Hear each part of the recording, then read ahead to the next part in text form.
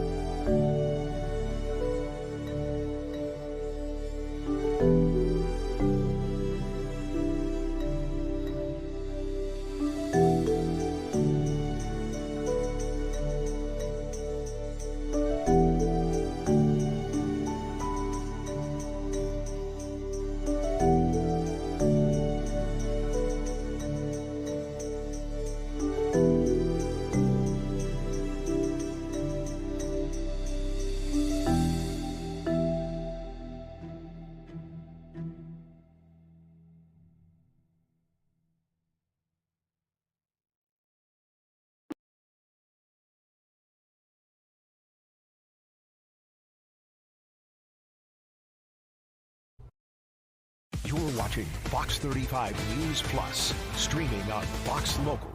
Well, good morning to you and welcome into Fox 35 News Plus. I'm Garrett Wymer and thanks for joining us on this Thursday morning live on Fox Local and on YouTube.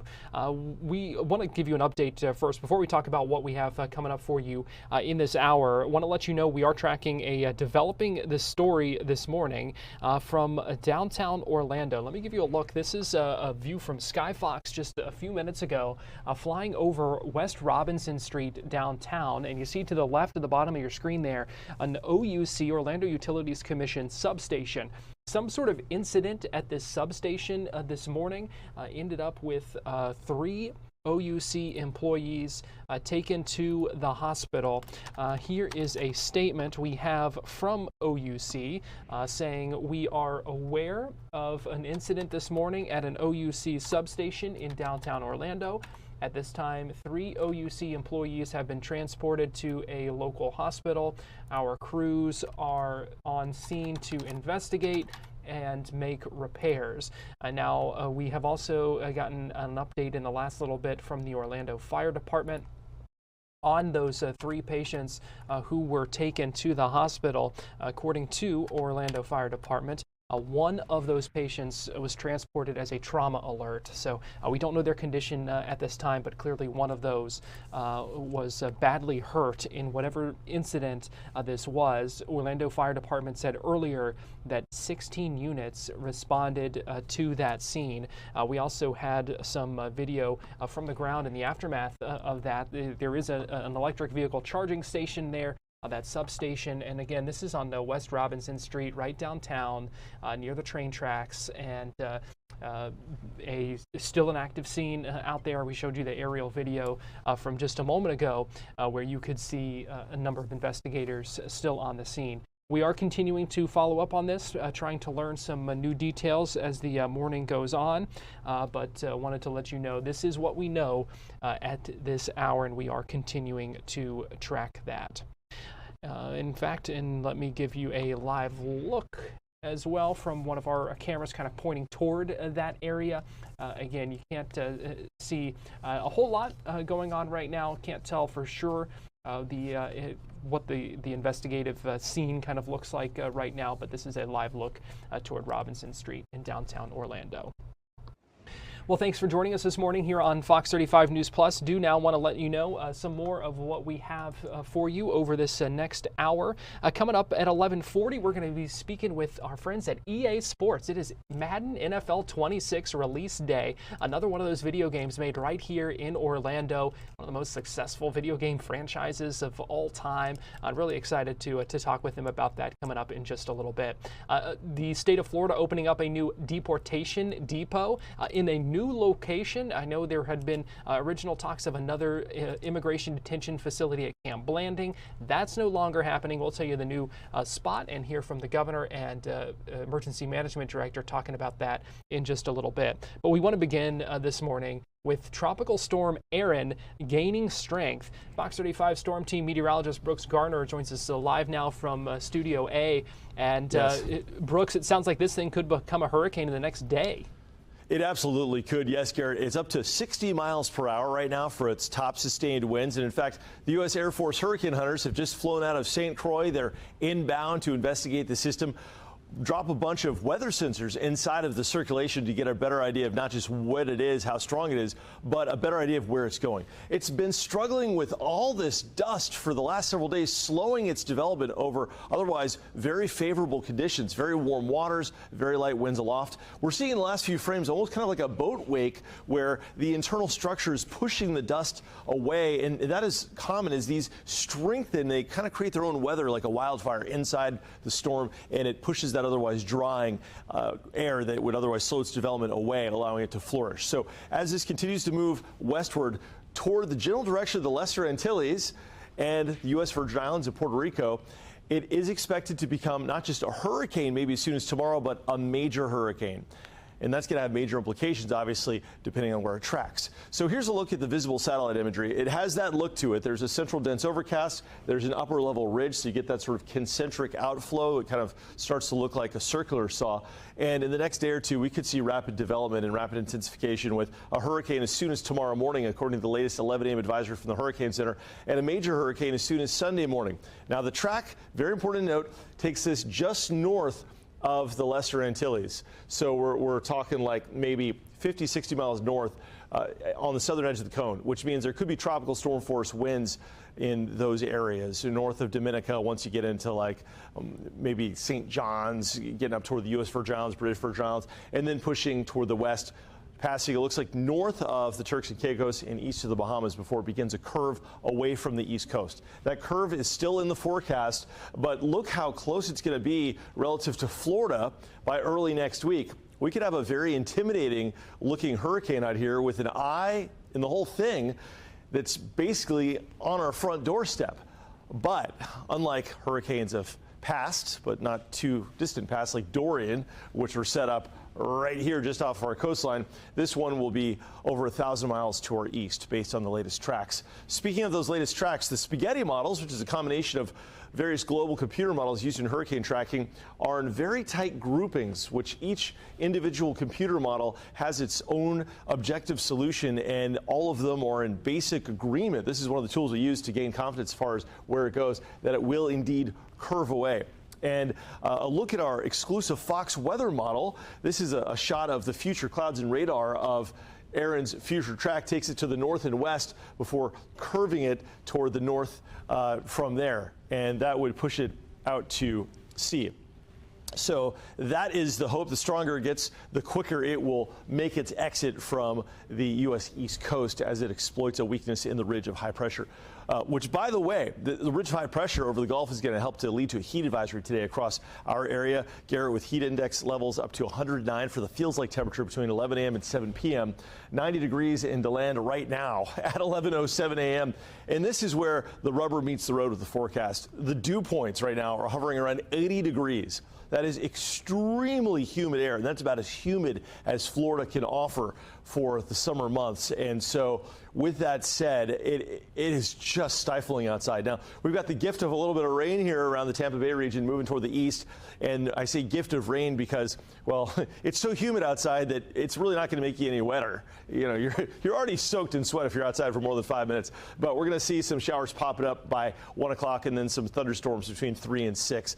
That may impact our school drop off with the school buses and pick up if you meet your child at the school. But the chance of rain today is just 40%. More so if we get a shower, it'll help to cool things down. Now, as we look ahead to the forecast, we've got a much higher rain chance heading into the weekend. And it's not going to be like an all-day rain kind of situation. It just reflects a higher confidence in the afternoon. We'll have a lot of thunderstorms developing. So if you have outdoor plans, make sure you stay very close to the forecast in the free Fox 35 Storm Team app. Notice the temperatures. They'll be going up to 97 degrees by Saturday. So the feels like tip Saturday could approach 113 degrees, bordering excessive heat warning criteria. Either way, once the rain kicks in for Sunday, that'll knock us back down to our seasonal norms, closer to 92 degrees. But you know it's summertime when we act like 92 degrees is comfortable. So Garrett, that said, I'll toss it back to you. All right. It is comfortable compared to some of the temperatures we have seen. It sure is. You are right. It's funny, though. You know you live in Florida when 92 is a cool down. Yeah, no doubt about that. Fox 35 Storm Team meteorologist Brooks Garner, we appreciate you joining us this morning. All right. My pleasure, sir. As always, thank you. We're going to take a quick break here on Fox 35 News Plus, and we'll be right back.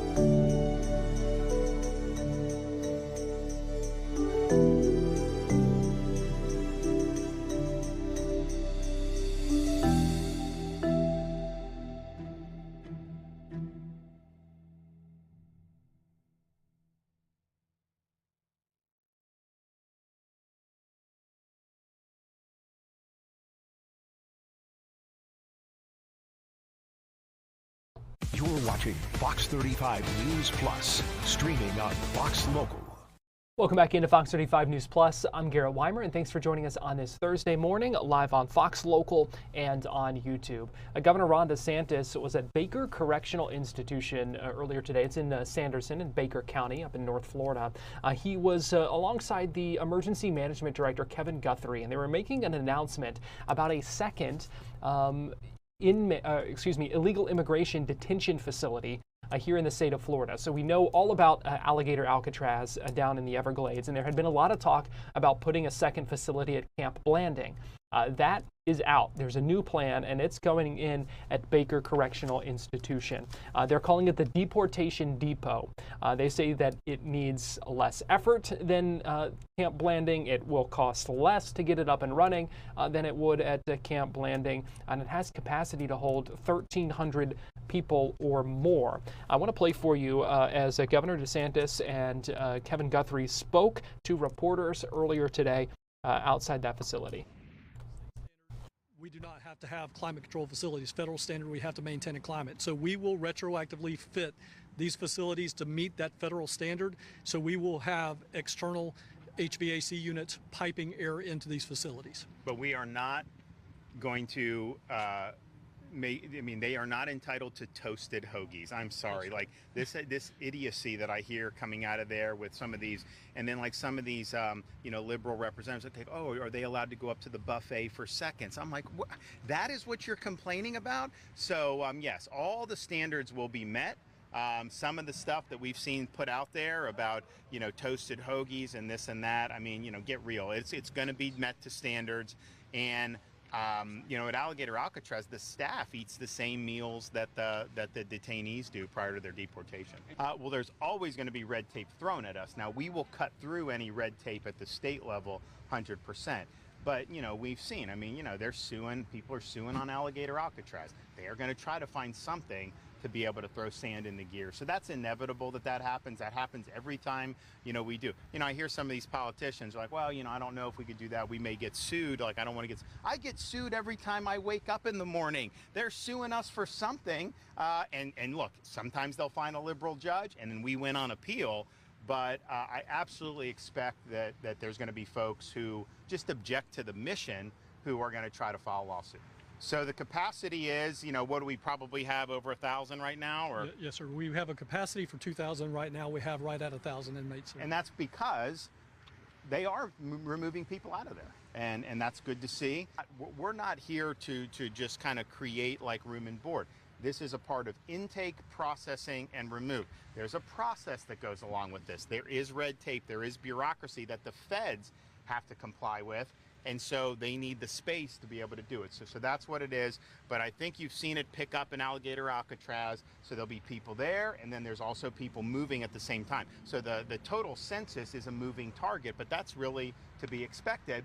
And then we have enough space. If there's a delay, then obviously that census will rise. And then if they're doing more than one flight in a day, then that census goes down. So there's just a give and take on that. We're working with them to see if there's any way that we can be helpful to expand the removals from Alligator Alcatraz, and we'll do it from here too. We have not done any flights ourselves, right? It's all the federal government that's doing it. I think we would be able to help them with some of the flights internationally, if that's what they would need to be done. We have what we want at Alligator Alcatraz. We probably could do some more, but we were looking at a demand signal that is strong, and we did need this. And so that we were always planning on doing it. I just wanted to be sure that the demand was there. The demand is there. We've continued to operate Alligator Alcatraz for that. Now, we do know, it's obvious that this judge is hostile. This is a political thing. We get that. But we also know that we're right on the law. And if we don't win with the trial judge, we'll ultimately win going forward. I do think we'll get an adverse ruling stayed. I do think operations are going to continue. So I'm not worried about it. It's unfortunate we got to kind of deal with some of this stuff, but it just is what it is. You're doing you're doing stuff, and this has kind of been a cause celeb for folks who want to protest the Trump administration, and so they want to do this. Timeline for construction on this, Forrest, I think we're going to be probably around 14, 15, 16 days, but again, as the governor said in his prepared remarks, we want to make sure that we do everything right. A building that's been dormant now for a couple of years is going to have some unforeseen challenges that we did not see at the naked eye. So, our timeline is probably going to be about 2 weeks. But again, we may run into some challenges. But again, we do this very quickly. So I definitely believe it's going to be 2-3 weeks. We'll have this completely up and running. So when we had the plan that we submitted DHS a couple months ago, we envisioned more than one facility. When I stood up Alligator Alcatraz, I said, we're probably looking at another. I've been in Northeast Florida saying we were looking at doing a probably at Blanding, just because we have existing infrastructure. This is just a much better a deal, and so I'm glad we were able to do this. And Governor, if I can add to that, I've been working with Secretary Dixon all along on trying to identify continuity sites. Again, if we have to evacuate, because again, we were accused of not being ready for hurricane season, which I know you know is absolute crap. But we have been working with the Department of Corrections to identify facilities that are all over the state of Florida. There's one here, there's one in Mayo, there's one in Chattahoochee, there's one in Arcadia, DeSoto County. So we've already been we've been to those locations. Me and my staff have been to those locations, already identifying these potential continuity evacuation sites, if you will, that we can get up and running very quickly. So this has always been on the radar. We've been doing this for several months now. So again, this was not an after the fact, oh, that was a good idea, we should have done that all along. That's crap. This has been on our radar for quite some time. This may be a question for you, Kevin. You mentioned the cost, $6 million to get this up and running. Obviously, Alligator Alcatraz was like $450 million. What would Camp Landing? It's not $450 million to get it up and running. They're quoting. First of all, it's not going to be. They're quoting for that to be a year of operation. We're just talking about the run up. It'll be about $6 million to get it operational. What would Camp Landing have been? I'm just out of curiosity. So again, we had I had a master plan, if you will, that I talked to the governor about. There is a ongoing capital outlay project going on with the barracks there at Camp Landing. So Utopia would have been moving into those barracks that would have been hard-sided structures. That timeline probably would have pushed us into late fall, early winter. But again, the demand signal was there. We were ready for that demand signal either to go to temporary facilities at Camp Landing or to come to another location. That's ultimately what the governor decided to do. Again, as the governor just mentioned, it is not $450 million to do these type of things. The federal government has contracted with us and given us a grant for about $608 million that my chief of staff has been working for probably about the last 3 months now with Department of Homeland Security. So we are guaranteed $608 million in reimbursement that has been assigned to the Florida Division of Emergency Management for the purposes of running up to 5,000 beds. So the cost on what it would have taken to get Blanding up and running was probably going to be somewhere with temporary structures and then moving into the permanent structures, probably $75–100 million, somewhere in that neighborhood. We're going to be able to come here and get this up and running for $6. So this effectively it's Doge, Florida style, to support government Doge, and that is to come in at the lowest price point, and that's what we've done. And I think it's interesting. I'm trying to think. And I mentioned the lieutenant governor, his operational expertise, and he's obviously already been involved in rescue efforts as a state senator. I told him, I said, hopefully we don't have a hurricane, but if we do, I don't know that you're going to be in the EOC with me. You're going to be with Jim Cantore. You're going to be out there reporting real time. You'll be the first one to do any rescues if anyone needs any help down there. And so, we're going to make you expeditionary. So I'm just kind of looking at this facility, trying to think like, okay, what could we use a Green Beret for, and kind of the immigration space and something like that. And I don't know if we need any airborne ops at some point, but I know Jay will be ready. Governor, any message to Baker County residents in the area? Is this going to affect them at all, or is the process going to be seamless? No, I don't think it. I mean, it could provide economic benefit because I think you'll just have more people here that are going to be, eating in local spots. I guarantee you that Busy Bee is going to do even better. That's right there off the interstate, because like if you're going to the airport, I mean, that'd be the first place I would stop when I was done with that. And so I know that they've done very well. I know they've expanded in Florida. So yeah, so I mean, I think it'll be probably a positive economic benefit. It ain't going to be. They ain't escaping from here. That ain't going to happen. And so I don't think it's going to be something where people are going to have to worry about that. And if somehow there is an escape, then maybe I could send Jay on that task.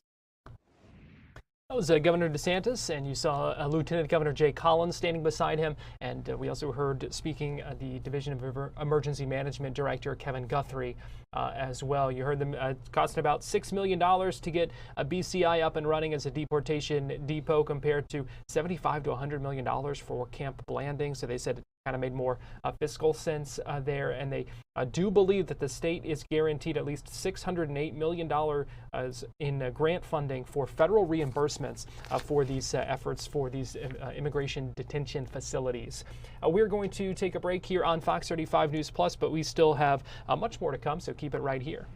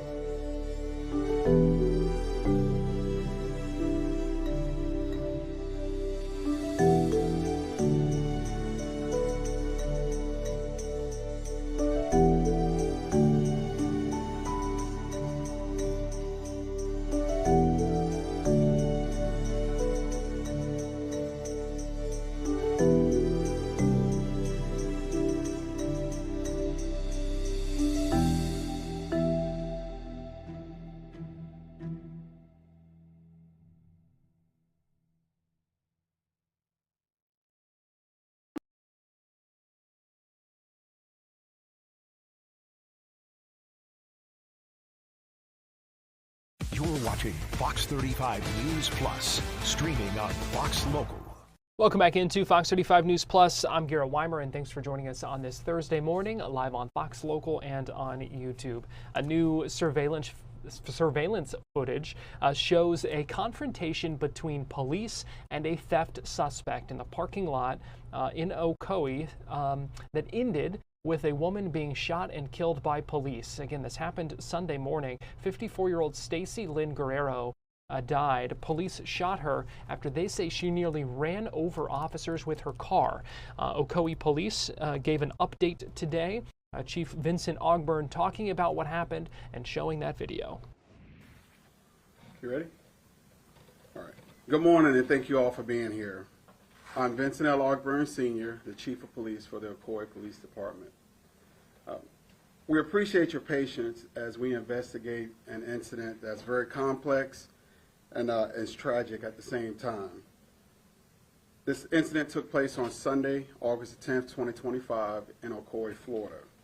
This incident is still an active investigation under the Florida Department of Law Enforcement, so I'm very limited in some of the information that I can share with you today. At approximately 11:20 hours on Sunday, August 10th, our officers responded to a report of a stolen vehicle in the area of Ocoee-Apopka and Claricona, Ocoee-Apopka Road and West Road, it was a silver BMW.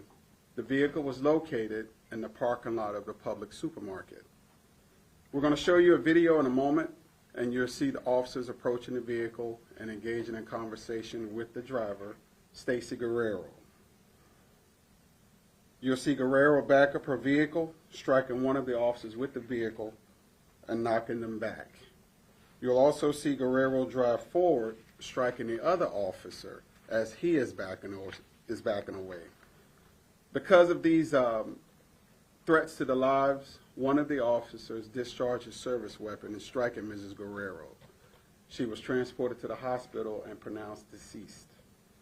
The two officers involved are on administrative leave with pay, which is standard procedure in an officer-involved shooting. While on the scene of this incident, it was brought to the attention of our investigators that before the confrontation, surveillance video and witness accounts confirmed that Ms. Guerrero and another female, Andrea Barboza, entered the public supermarket. Mrs. Guerrero was recognized by store staff from previous shoplifting incidents and was suspected for shoplifting again on Sunday. When she was confronted by loss prevention, she exited the store, abandoning her shopping cart of unpaid items and returned to the SUV. And that's when our officers engaged her. Mrs. Barboza later exited the store, and it was determined that she had also shoplifted items from the store. She was later arrested for petty theft, and she also had an active warrant for her arrest. Both of these individuals had extensive criminal histories. Mrs. Guerrero had a criminal history spanning multiple counties and included charges such as battery on law enforcement, fleeing from police, and fraud. She had 15 felonies, 19 felony convictions. At the time, she had 2 active warrants, one out of Seminole County for petty theft, one out of Orange County for fraudulent use of personal identification or information which carried a bond of $5,000. We understand that the loss of life is tragic, and we take this incident very seriously. We ask the community for their patience as this investigation is ongoing. We are committed to transparency, public safety, and to make sure that all the relevant facts are looked at. We can show the video.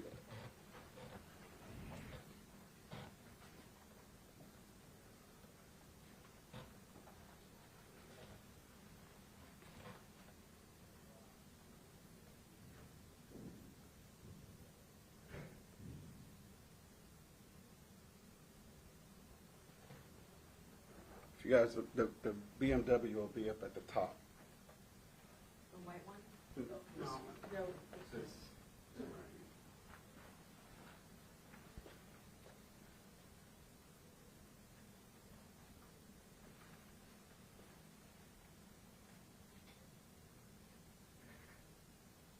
you mind narrating what's happening? Well, they're engaging her at the car, talking to her, conversating, and then she backs up the vehicle. You can see the officers trying to get her out of the car. She backs up, striking the officer, then strikes the patrol vehicle. And the other officer in front getting out of the way, and she strikes him with the vehicle as well.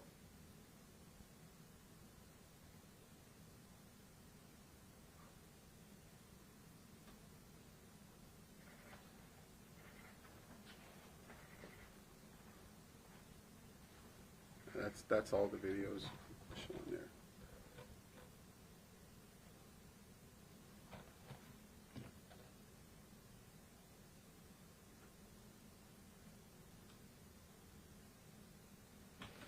There. Any questions? When the car drives forward, that's the point, and she runs into the median, that's the point that the officer fires their weapon? Yes, from the video you can see that there was exchange of gunfire, yes. Well, officer discharged a service weapon, yes. Chief, we've had people point out that this was a Publix parking lot. It's a Sunday afternoon right before back to school, a busy time, and we have officers firing shots, and they're wondering if there was a better way to engage with this suspect. Can you give us any of your perspective on that?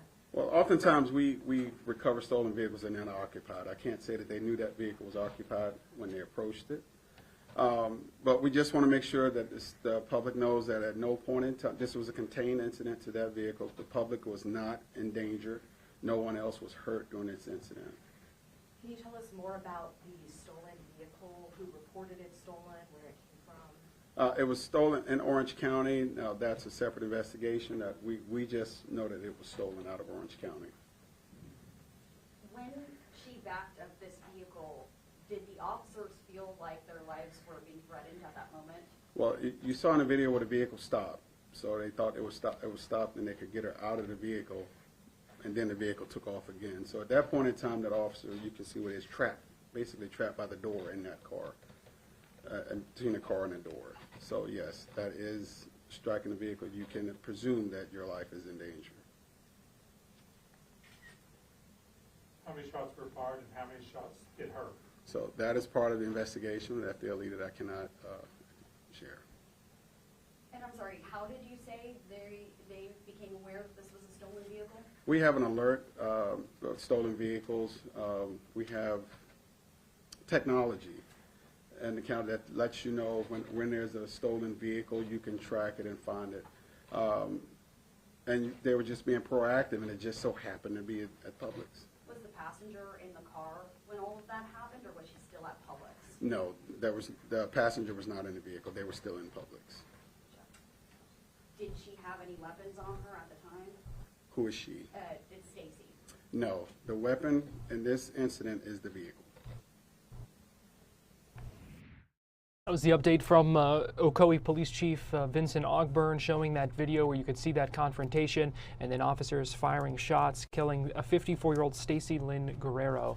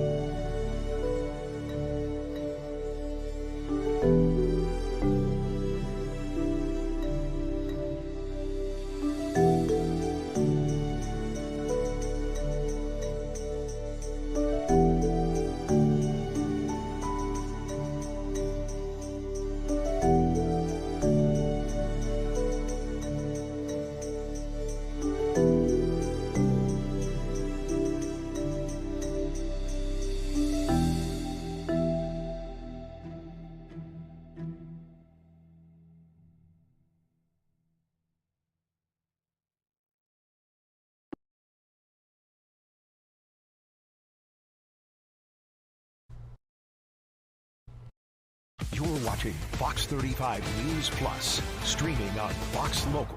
Welcome back into Fox 35 News Plus. I'm Garrett Wymer, and thanks for joining us on this Thursday morning. Florida Congressman Byron Donalds was on Good Day Orlando this morning.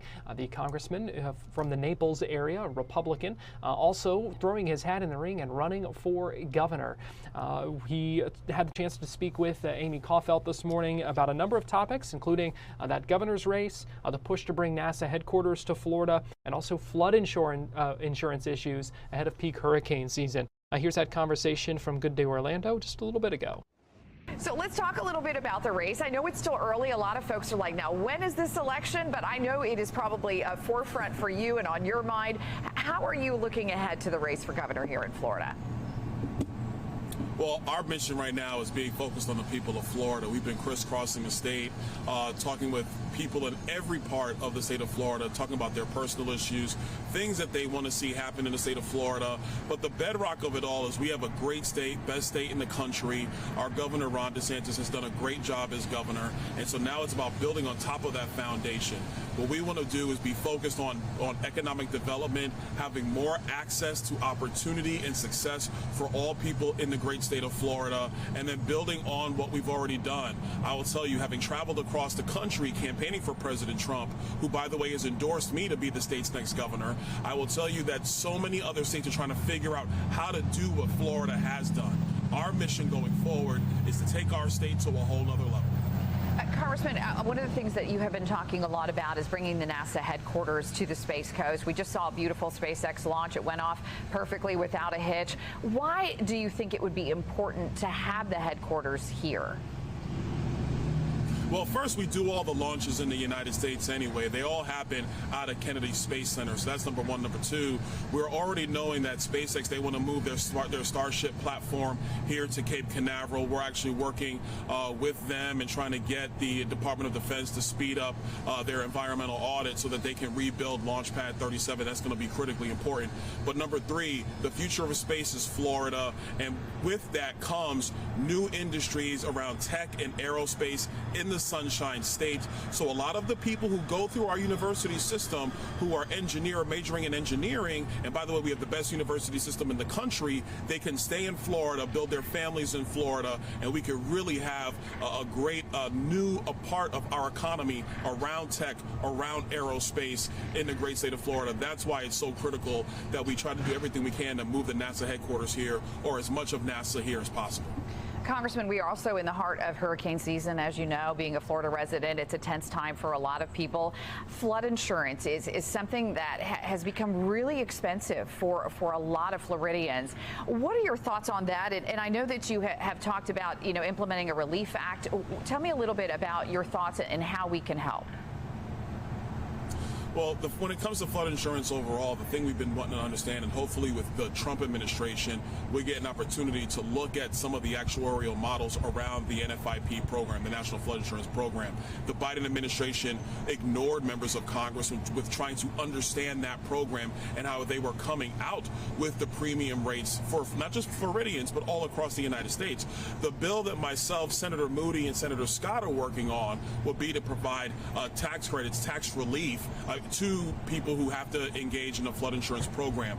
Obviously, that would help Floridians, but it would really help all Americans. The cost of flood insurance is not something that a lot of people can avoid because of where their homes are. What we should try to do is provide them relief when we can. Sir, just real quick, I want to ask you while we still have you, the issues with Washington, D.C. right now and the National Guard coming in, your thoughts on recent crime in D.C., what you've experienced while living there? Well, listen, I will tell you, D.C. is not safe. And, I'm fortunate that I've not had to deal with any being victimized or anything like that while I've been in D.C., but there have been members of Congress who have been held up at gunpoint. They've been carjacked. They've been assaulted. We've had staff members who that's happened to them as well. We lost one of the staff members was actually killed, a staff member from another congressional office. But that is just the members of Congress and their teams. The people in Washington, D.C., they're suffering the same issues as well. And so we have a responsibility with Washington being the federal enclave that if the city of Washington, D.C. is not going to take crime seriously, then the President of the United States is going to take it seriously. So I commend the President's efforts, doing everything he can to make Washington, D.C. safe. And I will tell you, this is something he talked about on the campaign trail. I spent a lot of time with President Trump. He talked about this on the campaign trail. Whether you're a citizen of Washington, D.C., a tourist going to the nation's capital, or somebody who serves the nation and is there all the time, it should be safe for everybody. Right now, that is not the case. Byron Donalds on Good Day Orlando. We're going to take a break here on Fox 35 News Plus, but we'll be right back.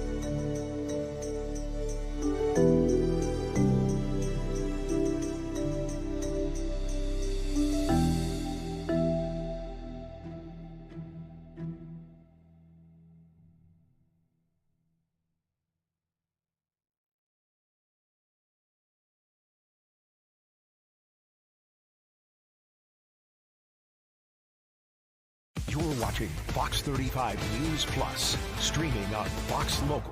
Welcome back into Fox 35 News Plus. I'm Garrett Wymer, and thanks for joining us. We are just moments away now from the worldwide launch of Madden NFL 26. Exciting times for anyone who loves those video games made right here in Orlando, if you didn't know. Joining us live now to talk about all this is Mike Mahar, executive producer for Madden NFL and executive team member with EA Tiburon. And Mike, a pleasure. Thanks for joining us this morning here on Fox 35 News Plus. It's not a problem at all. Thank you so much for having me. Mike, so we are 17 minutes and counting from the release of Madden. How are you feeling right now? What's going through your mind? Anxious, a little bit anxious, but more than anything, excited. The team here has worked a whole year for this very moment, and they are down in what we call the war room right now, prepping to go live, paying attention to all the feedback and all the data coming in on how the game is performing. So we're ready.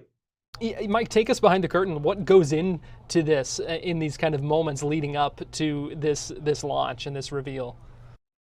Oh, wow. Well, I mean, aside from an entire year's worth of development of this game from hundreds and hundreds of people, the team that's down live in the war room here at Tiburon is also the same team that many of the same people who just launched college only a month ago. So we've been prepping for this for a year, even down to like where people are sitting in the room, what data that we're monitoring, and it's all in the efforts to make sure that our players at the end of the day have a great experience when they get Madden in their hands. You talk about the anxiety of the moment, but Madden is an institution. Does that kind of give you reassurance, or does that add to the pressure every year? Oh, it adds to the pressure. There's no doubt about it. But I think in a good way.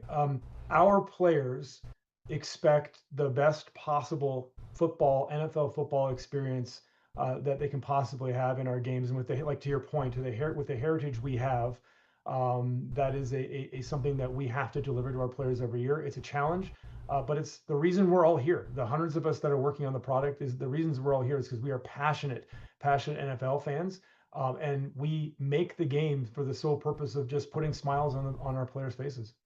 Talk to us a little bit about what players can expect as far as new features in this year's game. Well, I mean, we have a ton of new features, and we wouldn't have the time for me to go through them all. Every single element of the game is touched. Player feedback comes in throughout the year, and so we pride ourselves on trying to update and improve every aspect of the game. I will give you two examples that I think are very, very strong, and our players will notice right away when they get on the sticks. Our MO this year has kind of been built from Sundays. And so we're taking an enormous amount of detail and data, and we are driving that into the game. And so one example is that we are using an AI machine learning algorithm that we developed here on site in the studio that takes up to a decade's worth of data. So every play call, throw, down, distance, offense and defense from every single team and quarterback in the NFL. It's almost a decade's worth of this data. And we crunch it all down so that when you get on the sticks and you're playing against my favorite team, the Bills, Josh Allen is going to perform and play call plays like he would on a regular Sunday, and the Bills themselves will be as they would on a Sunday, depending if it's a third down, or if you're playing with Detroit, Dan Campbell will aggressively go for it on fourth down. So that is a massive overhaul in the game and in the technology, and what it means for the player is that it's a unique challenge every time they play against one of the NFL teams that they're going against. Mike, I think the thing that strikes me as the years pass is just the increasing realism of the game every year, and the kind of how genuine it feels to play it. Yeah, I mean, I couldn't agree more. Something that's going by here in the video is you see kind of the in-game intros and some of the demonstrations of our team making the game. I'll give you another two examples of that. One, we use some technology here in the studio that it's a technology they use in the aerospace industry, apropos given our location, I suppose. And we scan in real time the jerseys directly from Nike or the cleats or whomever it is, and we get all of that detail down to the very thread into the game. So like to your point about realism, as it is in real life, it is in the game. And another thing we do is we work with every NFL team, and we have their exact Jumbotron in-stadium graphics in each stadium uniquely, triggering as they would if you were in the stadium on a first down, on a third down, or when they're trying to pump up the home crowd's noise so that you drown out the opponent's offense. All those graphics and details in the game, and we work with every single NFL team annually to get that stuff into the game to provide the very detail you're calling out. You talk about the folks in the war room right now, and just kind of waiting to see what some of that feedback is from the initial release of this. How closely do you watch what people are saying about the game? Probably an unhealthy amount of analysis is the best way. It's myopic. We analyze every single post, every single video. We are combing the game for feedback so that we can improve it once we launch. We have our own internal data and metrics that account to, if not tens of thousands of data points on how the game is performing and the user feedback. And then we marry that all together and we continue to update the game as it's live based on player feedback and performance. We are just minutes away now from that. What is your message to Madden players? What do you want them to know? I would want the Madden players out there to know that Madden 26 is one of the most authentic and realistic versions of the game we've put together in at least a decade. The amount of detail, data that we've used, that we've leveraged, that is all new to put into this game, I think is going to dramatically change the on-the-field experience.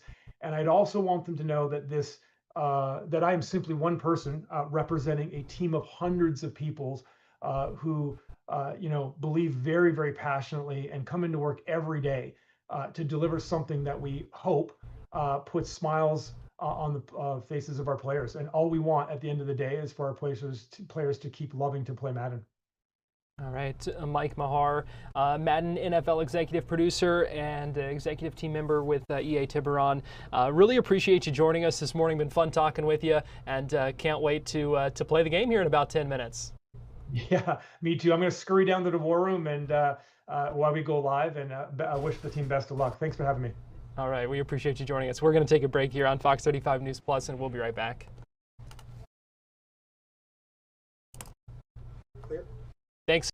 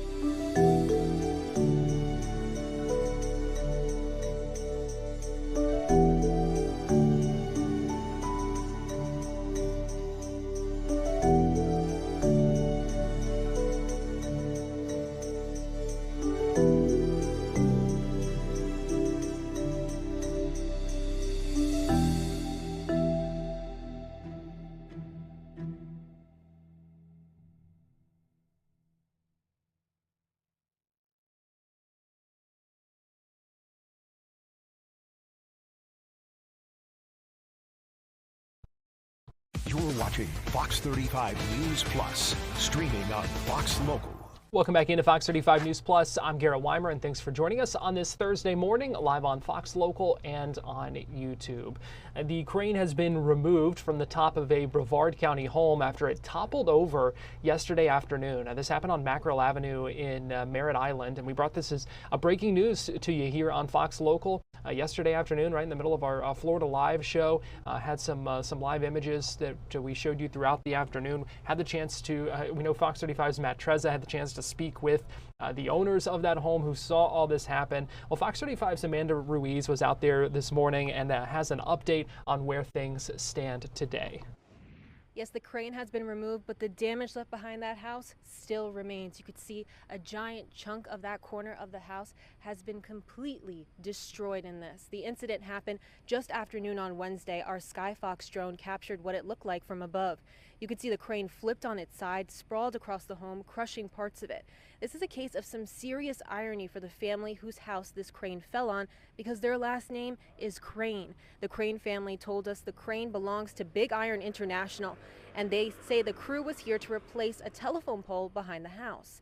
They've lived here for 40 years and say it's hard to see their house like this. I'm a carpenter. I'm a carpenter and a cabinet maker. I have been my entire life. And I've been working on that house for 40 years. I've remodeled it 3 different times. In 2018, I did a total remodel. I built the front porch. I put a new kitchen on, bathrooms. Everything was brand new, and now it's nothing. Yeah, just put a brand new AC unit in. Just have a nice new roof. Ago, yes. new AC. Yes. How long do you think it's going to take before you can get back in there? I have no idea. None. No. You know how that goes? Yeah. All the red tape and people arguing about this and that and the other thing. It took 10 seconds to ruin my house. Well, how about fixing it? Big Iron International told us there were no injuries, and how this happened is still under investigation. Live in Merritt Island, Amanda Ruiz, Fox 35 News. And you can certainly understand the frustrations there. Well, the 20th year of magical dining kicks off tomorrow in Orlando. The president and CEO of Visit Orlando was on Good Day Orlando this morning to talk about what people can expect. Congratulations, congratulations on 20 years, because I know how much people love it. But what should you know? If this is your first year, raise his hand. That would be me. And I've lived here 10 years, by the way. Wow. Oh, that is exciting. We are so excited about the Visit Orlando Magical Dining and partnering with Orlando Health as our presenting sponsor. What you should know, it's really easy to navigate for you to enjoy all the culinary offerings of our community. It did start 20 years ago, and it started because this time of year is actually a low time for our restaurants. So we wanted to create a program that would support our wonderful restaurants that we have in the community. And then a few years later, we added the charitable component. So for every time you go out to eat at one of our magical dining restaurants, you are contributing to a local charity, and this year is the Reed Foundation, and we are so excited about that. This is a record-breaking year, 165 restaurants participating, 14 are Michelin recognized, and 24 restaurants are new to the program. And it is at an affordable price that you can have a 3 menu fixed menu for $40 or $60, and $1 from the $40 menu and $2 from the $60 menu goes to the charity of choice. You know, one of the things I love is that there are new restaurants that come on board every year. And so people who do this every single year, they're so anxious to see, okay, so what new restaurant's going to be on it this year? Are these restaurants just so thrilled and excited to participate in magical dining? I think because this is a project that actually gives back to nonprofits in our community, so it helps the Central Florida community. And so they've been coming to our offices to get trained on talking about the charity. They also are excited that some of the restaurants are offering a 20th year special menu. And you can go to orlandomagicaldining.com And you can filter and find restaurants based on the area because it's all over the community. You can filter by a special menu. You can filter by cuisine. And so there's every which way that you can filter and find the restaurant that you want to enjoy on OrlandoMagicalDining.com. And Cassandra, can we just talk about the value? Because you really get a tremendous value for the money, and the food is top tier. Oh, absolutely. You know, that was one of the things with the program. Of course, we offer this to our visitors that are in town between August 15th and September 30th. But our locals get to explore restaurants that they may not have tried.